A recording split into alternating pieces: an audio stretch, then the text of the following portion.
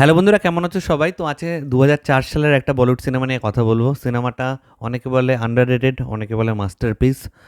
আমি বলি যে এরকম সিনেমা হয়তো আর আমরা দেখতে পারবো না। সিনেমার নাম হচ্ছে সোয়াদেশ, ডিরেক্টেড বাই আশুতোষ গোয়ারিকার, এবং এখানে মেইন লিড রোলে আমরা দেখতে পেয়েছিলাম শাহরুখ খানকে, এবং সাপোর্টিং রোলে অনেকে ছিল। তোমার লম্বা একটা স্টার কাস্ট আছে, যেখানে কিন্তু নতুন ফেসও আমরা অনেককে দেখতে পেয়েছিলাম। তার পাশাপাশি শাহরুখ খানের হিরোইন হিসেবে গায়ত্রী যোশীকে দেখতে পেয়েছিলাম। গীতা বলে ক্যারেক্টারটা প্লে করেছিল। কিশোরী বল্লাল ছিল, যিনি কাবেরী আম্মার ক্যারেক্টার প্লে করেছিল। রাজেশ বিবেক, লেক টন্ডন, দয়াশঙ্কর পান্ডে। তোমরা যদি এই নামগুলো সার্চ করো, মকরদ দেশপান্ডে, তাহলে তোমরা বুঝতে পারবে যে এদের অ্যাকচুয়ালি মুখ হয়তো তোমরা সকলেই দেখেছো, হয়তো নামগুলো জানো না। এরা প্রত্যেকেই খুব ভালো অভিনেতা। তো এবার চলে এসেছি সিনেমাটা নিয়ে কথা বলতে। অ্যারাউন্ড 25 ক্রোডসে এই সিনেমাটা বানানো হয়েছিল, এবং বক্স অফিসে অ্যারাউন্ড 35 ক্রোডস ইনকাম করেছিল। তো শাহরুখ খানের সিনেমা হিসেবে হয়তো শাহরুখ খান যে ধরনের সিনেমা করে তার থেকে বাইরে বেরিয়ে অনেকটাই অন্য ধরনের একটা সিনেমা ছিল। এবং বক্স অফিসে হয়তো সেই অর্থে সেই সফলতাটা পায়নি যেটা শাহরুখ খানের অন্যান্য সিনেমাগুলো পেয়ে থাকে। স্টিল এই সিনেমাটা কিন্তু আমার খুবই পছন্দের একটা সিনেমা, এবং আমাকে প্রচণ্ড ইন্সপায়ার করেছিল, এবং আমি এই সিনেমার যে অডিও সিডি পাওয়া যেত আর কি আগে, সেটা কিনেছিলাম। গানগুলো আমার এত ভালো লাগতো। কয়েকটা গানের নাম বলছি, যেরকম ধরো ইউ হি চাল্লা চল রাহি, ওই গানটা অসম। এখনও জার্নি করতে করতে ওই গানটা শুনবে, দেখবে দারুণ লাগে। তারপরে এই যো দেশ হ্যাঁ তেরা, মানে গায়ে কাঁটা দিয়ে দেয়। মানে প্রত্যেকটা গানই খুব ভালো এই সিনেমার। কোনটা ছেড়ে কোনটার কথা বলবো আর কি। আহ, যেমন এ তারা ও তারা, ওই গানটাও অসাধারণ লাগে উদিত নারায়ণের গলায়। সাওয়ারিয়া সাওয়ারিয়া, আহিস্তা আহিস্তা, পল পল হ্যায় ভারী। মানে প্রত্যেকটা গান, কোনটা ছেড়ে কোনটার কথা বলবো, বুঝলে তো? এই সিনেমাটা স্ক্রিন প্লে আমি দেখলাম, আশুতোষ গোয়ারকার তো আছেই, সাথে আরও 7-8 জন আছে, সবাই মিলে এই স্ক্রিন প্লেটা লিখেছিল। তো গল্পটা প্রচণ্ড ইন্টারেস্টিং একটা গল্প, আমার তো খুবই ভালো লেগেছিলো। যেখানে আমরা দেখতে পাচ্ছিলাম যে শাহরুখ খান একজন এনআরআই, যে কিনা নাসার মতন একটা সংস্থাতে কাজ করে, এবং তার একটা প্রজেক্ট চলছে, সেটার ফেজ 1 সাকসেসফুলি তারা কমপ্লিট করেছে। শাহরুখ খানের মা বাবা কার অ্যাক্সিডেন্টে মারা যায়, তো তার ছোটোবেলায় যে ন্যানি টাইপের যে ছিল আর কি, কাবেরী আম্মা, সে চায় যে কাবেরী আম্মা এখন বৃদ্ধাশ্রমে আছে, তাকে আমি ইউএসএতে নিয়ে আসবো। এই কারণে সে কিছুদিনের ছুটি নিয়ে কাবেরী আম্মাকে আনতে যায় বৃদ্ধাশ্রম থেকে। গিয়ে দেখে বৃদ্ধাশ্রমে সে নেই, সে চলে গেছে অন্য একটা গ্রামে।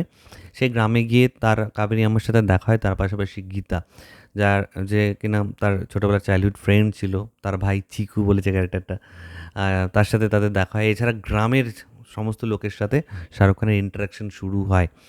শাহরুখ খান এবং গীতা, গায়ত্রী যোশী, এদের মধ্যে একটা আহ, ভালোবাসার সম্পর্ক ধীরে ধীরে তৈরি হয়, কারণ গীতার যে পার্সোনালিটি, সেটা শাহরুখ খানকে অ্যাট্রাক্ট করে। গীতা স্কুলে জব করে, সে ওমেন এম্পাওয়ারমেন্ট নিয়ে কথা বলে, গ্রামের ভালো চায়, প্রত্যেকের পাশে দাঁড়াতে চায়। এই ব্যাপারটা শাহরুখ খানকে খুব অ্যাট্রাক্ট করে। তো শাহরুখ খান চেয়েছিল হয়তো কাবেরী আমার সাথে সাথে সবাইকেই নিয়ে চলে যাবে, কিন্তু আলটিমেটলি সেটা হয় না। এই গ্রামের লোক গ্রাম ছেড়ে কোথাও যেতে চায় না অ্যাকচুয়ালি, এবং শাহরুখ খানও বাই ডিফল্ট এই গ্রামের কখন প্রেমে পড়ে যায়, গ্রামের প্রত্যেকটা মানুষের প্রেমে পড়ে যায়, সে নিজেও ফিল করতে পারে না। সে গ্রামের প্রত্যেকটা বিপদে আপদে দাঁড়ানোর চেষ্টা করে, এবং আলটিমেটলি তার ছুটি এক্সটেন্ড করে সে। তারপরে সে যখন বাধ্য হয় নাসাতে ফিরে যেতে, সেখানে এই যে দেশ হে তেরা গানটা যখন বাজে, তখন মানে কি বলবো আর কি, চোখ থেকে জল বের করে দিচ্ছিল। শাহরুখ খানের খালি যেখানে তাকাচ্ছে, খালি তার গ্রামের কথাগুলো মনে পড়ছে, গ্রামের লোকজনের মুখগুলো তার চোখের সামনে ভেসে উঠছিল।